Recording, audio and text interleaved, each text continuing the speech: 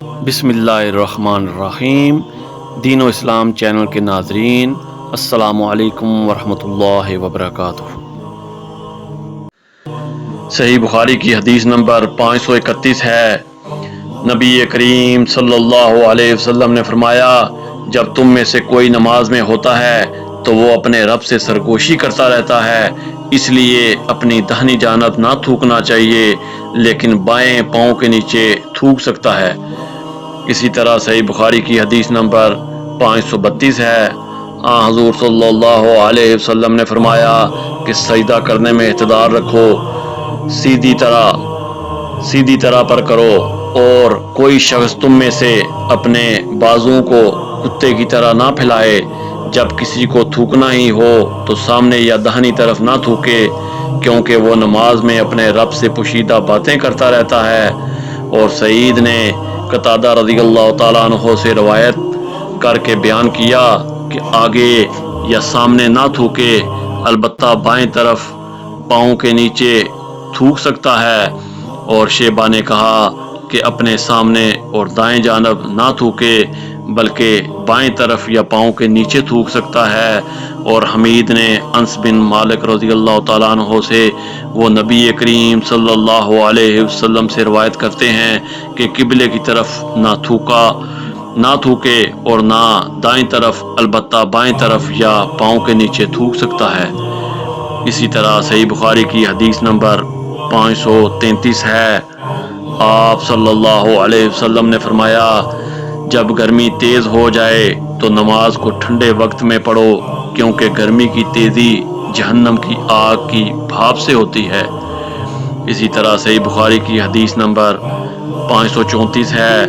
آپ صلی اللہ علیہ وسلم نے فرمایا، جب گرمی تیز ہو جائے تو نماز کو ٹھنڈے وقت میں پڑھو، کیونکہ گرمی کی تیزی جہنم کی آگ کی بھاپ سے ہوتی ہے۔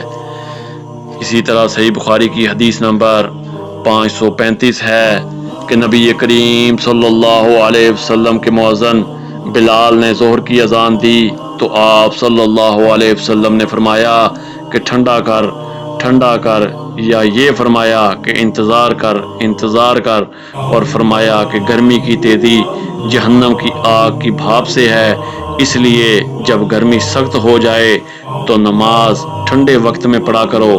پھر ظہر کی اذان اس وقت کہی گئی جب ہم نے ٹیلوں کے سائے دیکھ لیے۔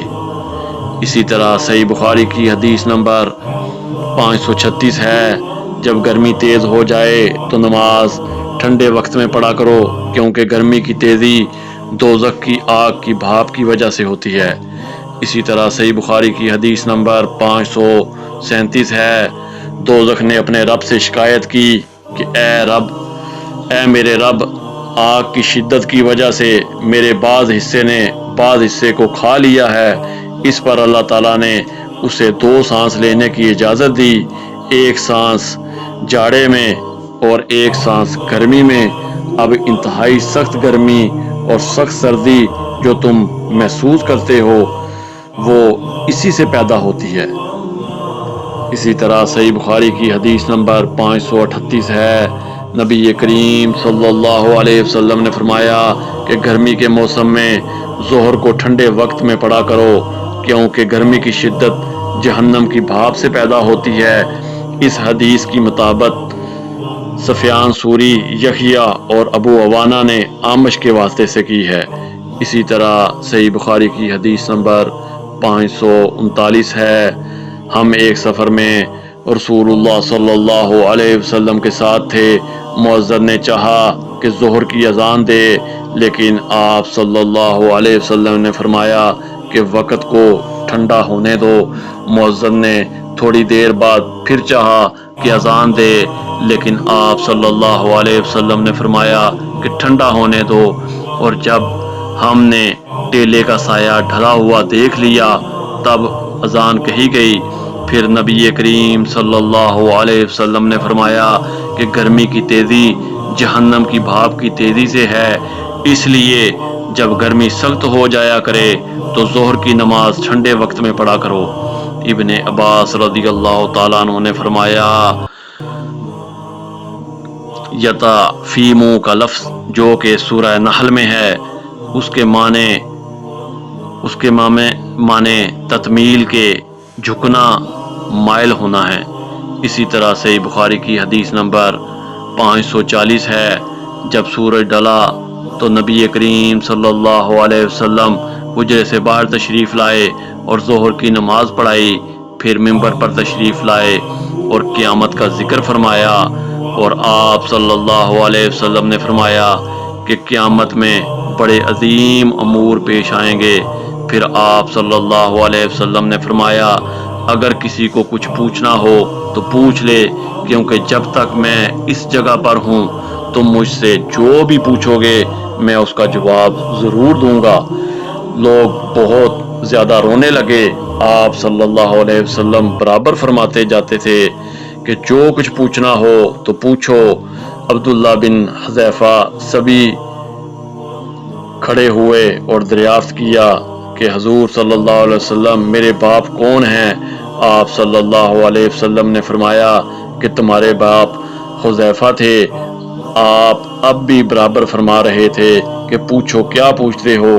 اتنے میں عمر رضی اللہ تعالیٰ عنہ ادب سے گھٹنوں کے بل بیٹھ گئے اور انہوں نے فرمایا کہ ہم اللہ تعالیٰ کے مالک ہونے، اسلام کے دین ہونے اور محمد صلی اللہ علیہ وسلم کے نبی ہونے سے راضی اور خوش ہیں۔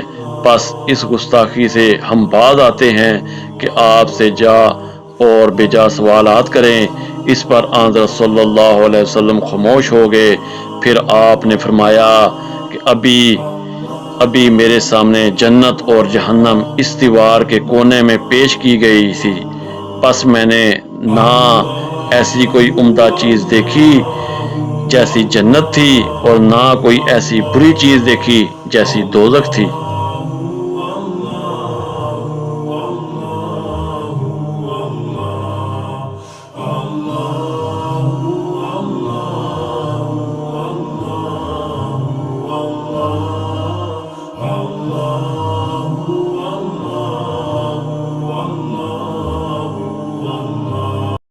قرآن و حدیث کی تعلیمات کے لیے دین و اسلام چینل کو لائک اور سبسکرائب کریں۔ جزاک اللہ خیر۔